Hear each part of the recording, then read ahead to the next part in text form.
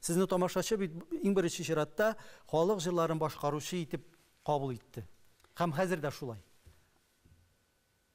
Чөнки авылда ук халык җырлары белән үстек, гармон моңнары белән, апалар, абыйлар җырлаган җырлар. Шул юнәлештән мин сәнгатькә килеп кереп, мин аны аңлап алдым, тиз генә аңлап алдым, чөнки халык җырларының бәһасе бик зур икән.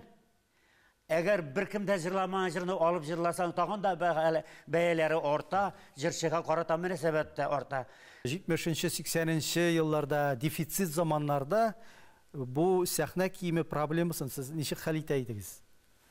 Әллә кайларда, районнарда йөрикме, Урта Азияларда йөрибезме, ниндер үзебезгә ошаган туры килгән материаллар алып кайтып, кайдыр районнарда ательелардан кирип сорый иде, кибеттә юк инде әлбәттә. Ательеда материаллар булай.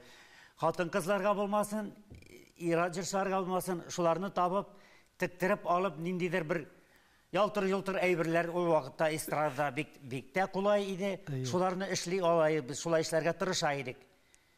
Тарчалбарлар киеп, озын биек итекләр киеп, шулай чыккан чакларым да булды. Чөнки мин гел яшь, дәртле, хәрәкәтчән, биеп тә җибәр алам. Шуңа күрә ул миңа турыда килеп тора.